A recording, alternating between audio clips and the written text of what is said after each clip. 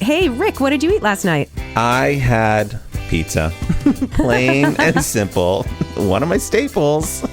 But I got it from my favorite place. And it just had tons of mushroom on it. It had tons of jalapeno and tons of cheese. And then I got home, and then I put red pepper flakes on it as though it's not spicy enough. Wow. Here's the good news is I got a small, Kate, instead of a medium. Hey, that is good. We will take progress where we find it. Thanks for your support. You're welcome. How about you? Oh my God. I had 3 different kinds of gnocchi. Come on. How did you have 3 different kinds of gnocchi? Oh my Lord. I went to a gnocchi making class. I was given... Who goes to gnocchi making class? I know. This girl. You're my hero. Yeah. I was given a gift certificate to a place called The Chopping Block here in Chicago, which is a cooking store and cooking class place. And there's one in my neighborhood. And so I decided to go to the gnocchi class, and we made regular potato gnocchi with Brussels sprouts and bacon. We made spinach gnocchi with gorgonzola cream sauce. And we made cauliflower gnocchi with roasted butternut squash and sage brown butter sauce. My mouth is watering. Oh my God, you have no idea. They were all amazing, but the cauliflower one with the sage brown butter sauce, I'm pretty sure you could put sage brown butter sauce on an old boot and I would love it. It's just that good. But that one, I cannot wait to make again. There's still flour in it. I was hoping it was going to be all cauliflower, but there is still flour. But you roast the cauliflower first and puree it and then mix it with like an egg and flour. And it's a little more awkward to work with than the other ones, but it turned out really, really well. And oh my Lord, but they were all terrific. Wow. Will you make it for me? Yeah, totally. Yay. Absolutely. Yeah. It was great. Welcome to another episode of You Won't Believe What I Ate Last Night. I am Rick Fiore. And I'm Kate DeVore. And this is our ongoing conversation about food, health, weight management, and our endeavor to be and stay healthy in a really tasty world. With love, kindness, and compassion towards ourselves and others. Today, we are taking our conversation about recipe creation to a whole new level. Inspired by the interview we did with Penny Liley, we're going to really rock it out. Now, if you haven't listened to the episode, check it out. You can find those links, the links to that episode on our website, You Won't Believe What I Ate.com. You can also find it on our Facebook page. Right. And, all the normal places, which you should actually subscribe to. YouTube, SoundCloud, where else? There's one more. Instagram. iTunes. iTunes, definitely. Instagram, yeah. Exactly. Find us, follow us, please follow us, like us, comment on our stuff, do all those good things. And if you'd like to support the podcast, you can help us out with a donation on our website as well. So we are having our sort of processing response to our interview with Penny. So we're not going to rehash what she talked about. So that's why we want you to listen to that episode. But we're going to talk about it somewhat, and then we're going to take it into another realm of conversation as well. But we're going to start a little more literally talking about how we actually use recipes when it comes to cooking. So Rick, how do you use recipes in your life? Just that way, Kate. I use them. I cook from them, and I don't deviate from them. The most I'll do is I generally up the spice quotient. If something's supposed to be spicy or flavorful, I usually add more of whatever that is because I find it's a little bit lacking. And that's generally my modus operandi. Like I just follow the recipe. I very rarely deviate, and I don't create anything new. The great thing about right after that episode, I was going out of town and I was determined not to have to go buy any new food. I was going to use up everything in my fridge. So I pulled out everything I had, which was butternut squash, some garlic, some onion, and some kale. And I thought, what am I going to do with this? So it was really fun. And I thought, I'm not going to go look on the web for a recipe. Oh, fun. Agreed, right? Yeah. So I wound up roasting my butternut squash. I did that. And then I put it in a pan with some ghee. I put the ghee, the garlic, and in a pan, roasted that, put the onion in, and then put the butternut squash in with some broth. I boiled it for a little bit, and then I pureed it all. And then at the end, I added kale, and I had this really wonderful, like sort of soupy thing. I was so pleased with myself, Kate. I'm so proud of you. Thank you. That's Thank you really for caring cool. and getting that. I do. I really do. That's a big step. That's brilliant. And did you use any spices or did you just keep it vegetable Thank flavor? you. Salt and pepper. And then I froze when I thought, oh God, this is where I'm going to blow it. So I thought, I have a dear friend from Chicago who gave me a wonderful curry selection. Oh, brilliant. Yes. So I threw in curry. Super simple, super easy. And that was big for me. Curry powder solves a lot of problems. Simple, easy. Yeah. It's the egg of spices. Throw an egg on it solution. I love the egg of spices. It's true. It's super flavorful and it's all in one jar and you don't have to think too much about it. Yeah, that's great. That's awesome. Good for you. Yeah. How about you? Well, now I'm thinking about this butternut squash chicken kale soup thing that I made once that I now want to make again. And I'm wondering if I wrote the recipe down because that's one of the things. So I venture out a little bit more. So I was raised, my mom always said, if you can read, you can cook. You know, you just follow a recipe and there's a certain truth to that. There's a little more perhaps to it than that. But basically, I think that's true. So I followed recipes for a long time. And then for the last several years, I've been in an intermediary stage where I will, if I want to make something, I will, because the internet has changed everything, because now I can just put in butternut squash, chicken, kale recipes and 20 recipes will come up for whatever I have in my kitchen that I want to make use of. So if I want to make something, I will look at a number of recipes for that thing and get the basics and then kind of make up my own based on what the principles are. So that's what I typically do now. That's good. I like that. And I have these great cookbooks that I hardly use anymore because now I really do rely on the internet pretty heavily for my recipes. Oh, totally. I stopped buying cookbooks. The ones I bought, I'm like, I'm not buying any more. Yeah, no, we have enough. I agree. Yeah. And then I definitely vary them. Always add more spice. Brad sent me a meme that said something about like how ridiculous it is to ever just have one clove of garlic in something, unless it's a recipe for how to cook one clove of garlic, in which case you should still use two. So there always needs to be more garlic. And I think they create recipes for the mildest taste. And so the expectation of the people that write them is you're going to change them. Right. Hi, Brad. Awesome podcast listener. Thanks for your support. Yay. We'll find out. This will be a quiz to see if Brad's listening. Or is he giving up on us? That's exactly. And then I also think that the responsibility of the cook to adjust the recipe according to what ingredients you have and your tastes is something that not everybody really is aware of. So the people who write a recipe think of it not necessarily as something regimented and set in stone. They think of it as a guideline. Oh, that's good. That's how I need to start thinking about it. Because the minute I start to do a recipe and I don't have something or something's gone wrong, I'm like, oh no, what do I do? Mm-hmm. Yeah. Another great thing about the internet is it will tell you how to substitute.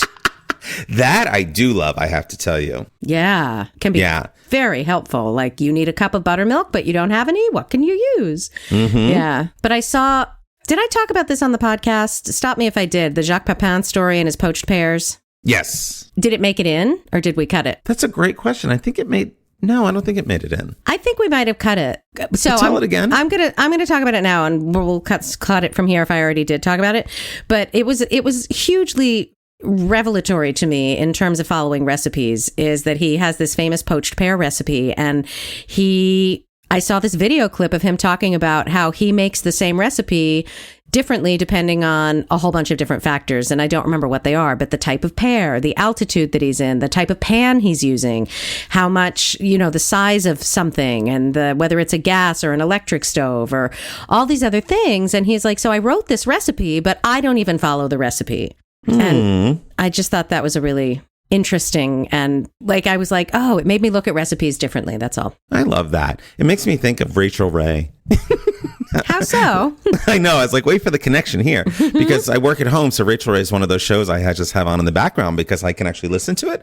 Yeah. I don't have to watch it. Totally. But the amount of times that she seems to sort of mess up or not have anything, or I should say that she gives you the confidence to not worry about the recipe. That's what I like about her.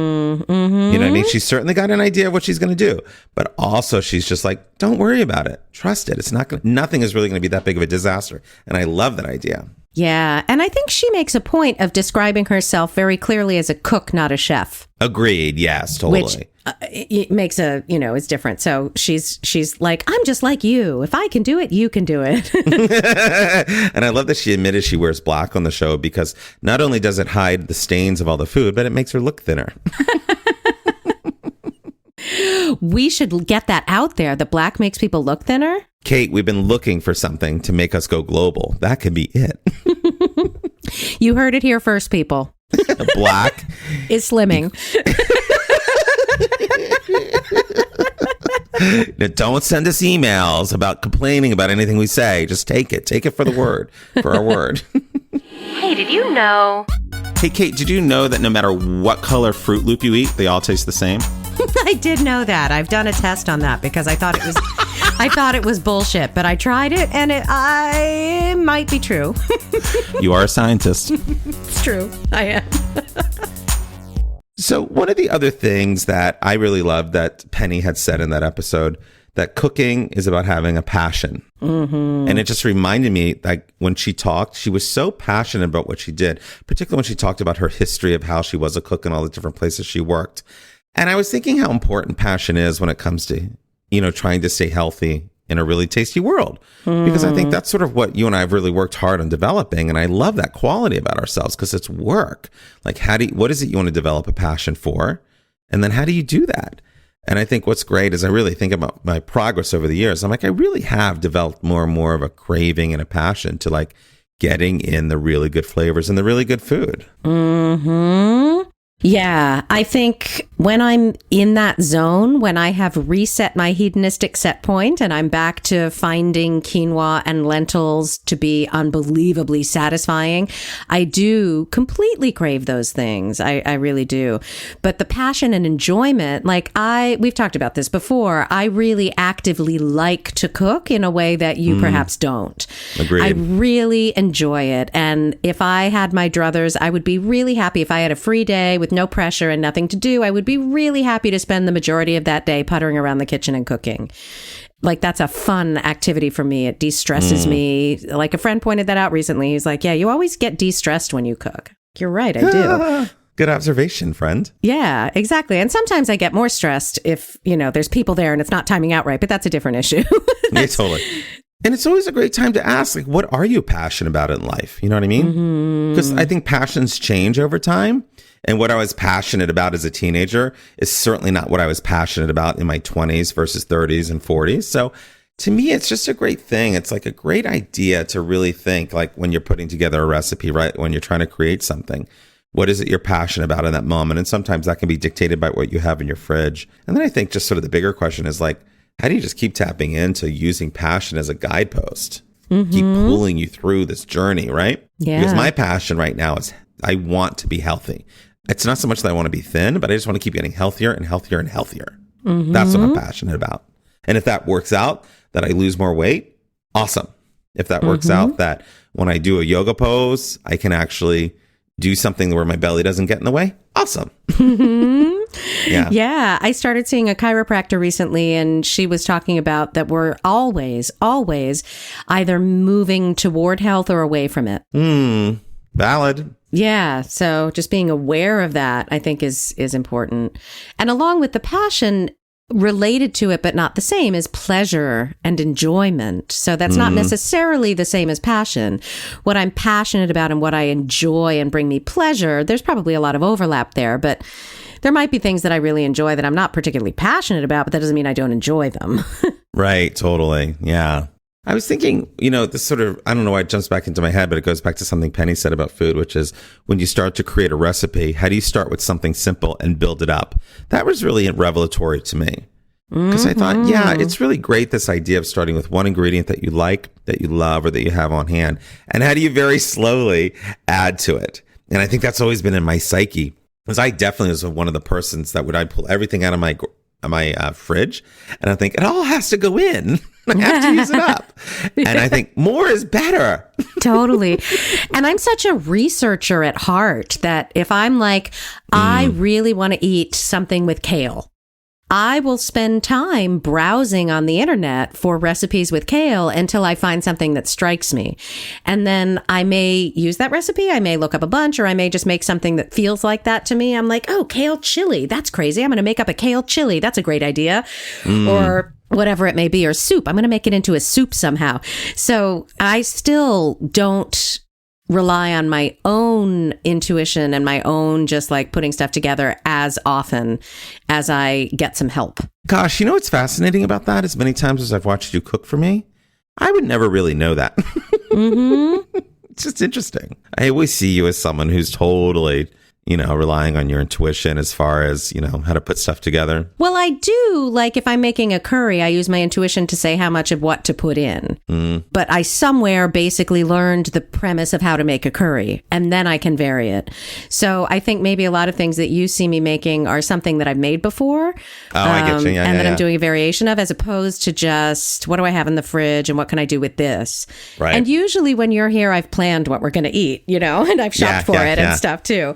But like if I just open the fridge and pull stuff out, it's a lot harder. But I usually shop like, okay, I shopped today. I'm like, I'm going to make some kind of spinach vegetable stir fry. I don't know what the flavor profile is going to be yet. So, to that kind of thing. But stir fry isn't something that I made up, obviously. You heard it here first, people. Stir fry. That thing, the recipe that Penny said about the leeks and the arugula and the orange zest. That's really good. That was mind blowing to me, because that is something I would never in a million years think to put together on my own. You have to go back and listen to the episode, people. The way she describes what to do with arugula and leeks, it's mouth-watering. During the episode, Kate literally says she's salivating, and that's how good it is. I really was. And I'm not, and butter and orange zest. I don't work enough with zest. I want to start using more citrus zest instead of the juices. And so I want to, that's like sort of that was one of the things I took from that episode that I'm going to start doing, is using more zest in stuff to brighten it up instead of just the acid. I can hear you gaining confidence in your zest use. I am zesty. You're zest-tastic, Kate. I have a zest for life. There's no question.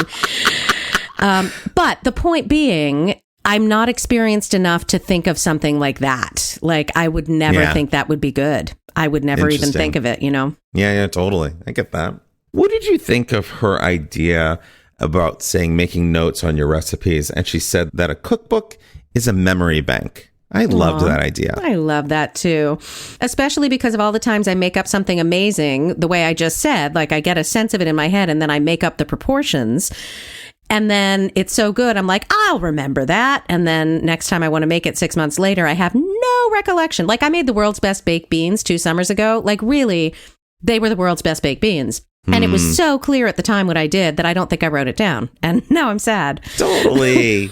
So I should be making notes in those. Well, it made me trigger this whole idea. When she said the word memory bank in relation to food and recipes, I was really touched, because I just think, how does that, sometimes I feel like I have so much stored in my brain about how to be kind and compassionate towards myself, but I sort of forget about it. Like sometimes I think, I don't always make notes on what works on how to be kind and compassionate towards myself, particularly in relation to food. I actually think I do a better, we always talk about how do you be kind and compassionate towards yourself and others. I feel like I'm much better at like creating a memory bank for how to be compassionate towards others and identifying what people want, what people need, what people like, which is often very different than what I in the moment have or want to give them. So I was thinking it just made me trigger this whole idea of how do I apply that whole recipe as a memory bank idea to kindness towards myself. Do you journal? I don't journal. I have not journaled for a while. I used to years ago. Not anymore. What would be another option if you weren't going to just like literally write it down and make notes about it? How else might you do that? That's a great question. How might I do it? I don't know. The first thing that comes to my mind is meditate, but I'm not sure how that would, actually mean what that actually means in the context of this conversation. It sounds like maybe you really do just want to write it down. Like it might just be that simple. I think it's that simple. Literally. That's the whole point. Like, remember, write stuff down. Exactly. You could call it recipes for life. Yeah, totally. That's a good one. I'm going to call it the path. Call it the Bible. I think it'll sell a lot of copies. I'm going to call it The Rick Sutras. That has not been used. I think you're onto something. Thank you, Kate. I'm a trendsetter. Yeah, exactly. But yeah, like some notes. You could, if you're a typer, you spend so much time at your computer. It would either be a good thing or a bad thing for you to do it on the computer versus by hand. So that's something where you can explore. Yeah. Is it easier for you to just keep a document on your desktop? Totally. No, I love that idea. Yeah. She also talked about, I love this idea about being brave and trying new things. So the sentence that was one of my favorites was she said, cooking is about having a passion and being a bit brave.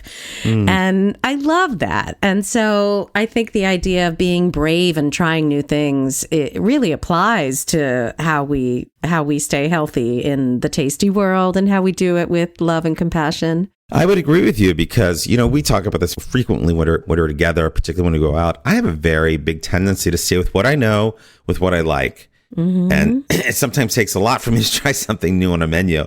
I know this is a real first world problem, people, but it really speaks to I agree with that wholeheartedly. Like I want to be a little bit braver in the foods I choose. And, the recipes that I want to make. Because a lot of times I'll stay away from recipes because it just seems, so daunting. Oh, so terrible. Oh, it's going to take an hour and a half to make. I pulled out this recipe and I was reading about it. I've been contemplating making it, but I'm like, that's a good 2 hours. Yeah. And it's only my laziness that's getting in the way. Yeah. And we all know it always takes longer than the recipe says. You always need to figure out how long you think it's going to take and then add an hour, basically. Exactly. Hashtag Sandra Lee Food Network. It is. What do you mean? Why are you hashtagging her? Because whenever I started to watch her on the Food Network, all the comments in her threads would always be, Sandra, this takes like an hour longer than you ever indicate. Like she always says like her recipes are really simple, but then they would always seem, everyone complains about how long they actually take. And I made two and I was like, oh my God, they're totally right. Wow. Isn't her whole thing about just like empty these boxes of packaged chemical foods and mix them up together? Like it just seems terrible. Something like home cooking made simple. Yes. Oh, God. All right. So we're not hashtagging her. I disapprove. Agreed. Disallowed, people. Disallowed. Right. Did you know? Hey, Rick, did you know that we like to use wood like oak and pecan and hickory and maple and stuff when we smoke and grill? But did you know that pine, spruce, and other evergreen wood should not be used in the barbecue because they can add harmful tar and resins to the food? No, I did not know that. Good to know. Yep. So mesquite, apple, all of those are fine, just not your evergreens. All right. Good to know. One of the other things she says is cooking is all about enjoyment, liking what you're eating. If you like what you're eating, you're going to feel happy. You're going to feel happy with yourself. And I'm like, valid point. Absolutely. It does make a difference whether that thing is, I made a cauliflower cheese thing last night, like macaroni and cheese, but with cauliflower, basically. It's an English thing. And it was amazing. So whether it's that or whether it's the arugula salad that I had earlier in the day, as long as you like it, it is going to make you happy. And can I tell you where my train of thought went when she told me that? So when she said that, I thought, oh, eat what you want. It makes me happy. I'm like, yeah, but Penny, eating fried egg rolls makes me happy. And then I started to beat myself up and think, oh, that doesn't apply to me. But then I thought, no, you can eat it. Eat it in a fried egg roll because it makes you happy. But I don't need to eat 3. Yeah, exactly. It's that whole thing. I'm like, it's just, and that's one of those great ideas about where the mind goes. That it automatically goes to put on a limit of what you can't do. Well, I can't follow that piece of advice because blah, blah, blah. Like, well, no, actually, I can. Right. Maybe there's a gray area.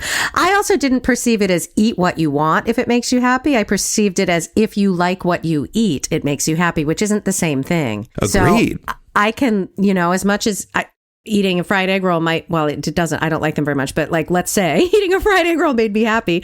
That doesn't mean that eating the steamed broccoli might not also make me happy if it were seasoned properly. Agreed. And I'm like, that's the same. And this is so funny you say that about the egg roll. I actually only picked up on that when we were just together recently. There's something you said about that. And I'm like, interesting. All these years. And Kate doesn't like the fried egg roll. I know. I would pick a spring roll over an egg roll any day, which is weird because I'm a fan of fried. It's not that I'm trying to be healthy. I just don't care for them terribly. Yeah. Totally. Because I mean, like, I love my mac and cheese. It makes me happy. I like eating. It makes me happy. But I thought, oh, yeah, right. But I always forget how I feel when I eat the entire pan of macaroni and cheese. Right. Well, I think she also did reference portion control, probably. Absolutely, like yes, everybody has. Yeah. Agreed. And back to the bravery thing, I think it carries beyond the recipes into life. Isn't there that wonderful Eleanor Roosevelt quote about, the secret to happiness is finding one thing a day that you can't possibly do and then go do it? I'm going to cry. Yeah. Did I just make that up? Or is that not her? That's it's a thing, right? No, I think it is something. Yeah, no, I think you're right. Totally. Yeah. Yeah, I'm paraphrasing, but yeah. And I think, leaping, the whole idea of taking that leap is hugely important, and being brave and fearless, and if not fearless, brave, acting in the face of fear and despite it, and doing things that scare us. I think very few great lives come from sitting around complacently doing the same old thing. Agreed, 100%. It's those leaps that make everything important. Absolutely. Why do you suppose we fail at bravery? What keeps us when we don't take those risks? What do you suppose it is that makes us people shy away from being brave? The first thing that comes to mind is I think it's really hard to be brave, because to be brave to me really means that you have to rise up against everything that stands in your way, that you have to put aside all of these little things that you sort of gathered from your life that sort of make you secure and content and push back. Mm-hmm. How about you? Well, it definitely comes down to fear of something, but I think the fear of what, varies. Certainly, I think there's fear of failure is a big one for a lot to people, that I don't want to try it because I might fail. Right. Fear of success, which then I think ties into that I think has deeper roots, right? I don't think that it's necessarily the success we're afraid of, but the trappings of success and the things that would come along with success. Right. Perhaps. And then there's legitimate fears, like fears of not being able to pay your rent. So no one's suggesting that we're not suggesting we be stupidly brave and just suddenly quit your job because your passion leads you elsewhere without a plan. Exactly. It's all about balance. Just like all these last several interviews we've done with these experts, it all comes down to the same thing. Like mostly eat healthy. If you don't eat much of the bad stuff, and enjoy what you do and enjoy what you eat. Like that's been the theme so far of all of our interviews. Yeah. And I think it's true in life too. Like you have to have a balance of plan. You can't be reckless, but you also, I guess, are served by following those passions in some form or another. I'd love to hear why it's hard for people to be brave. That'd be such an interesting question to get feedback on. Yeah. So tell us, people, send us a video, send us an MP3, send us an email. Tell us what you think keeps people from bravery. And we say this on every episode, and we know that there's a lot of you listening, and very few of you are actually writing in and sending us these things. So it's your turn. We know you're out there. That as far as listeners go, our podcast is in the correct percentile of listeners. That's right. But none of you are chiming in. So just saying. Very few, we should say. You should be brave and send us something. Totally.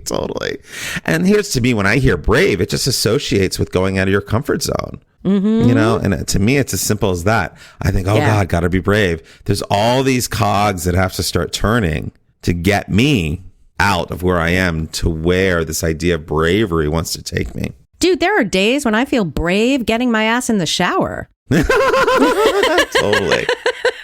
Totally. Yeah. And to me, I felt like I was really brave because when I teach yoga, I always go by the same little sort of fast food restaurant place, and there's generally someone out there begging.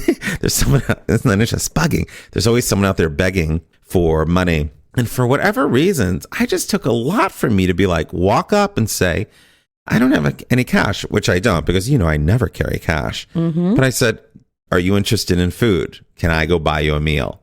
And he said yes. And I did. And that was really brave. It was really nerve-wracking for me to do it, because I always think, they're just going to want money because they, they're homeless. They're going to want to spend their money on what they want to spend it on, not what I think they should spend it on. So I went and got him the meal and gave it to him. And I walked away thinking, I wasn't patting myself on the back, but I was like, okay, good. I did it. Successful. One down. Yes, because you did something brave, right? Yes. I feel that way when I call my representative's office to make sure that they're voting correctly or that they understand my views on thus and such, because that's not something I've grown up doing. It's something that I've only started doing in the last several months.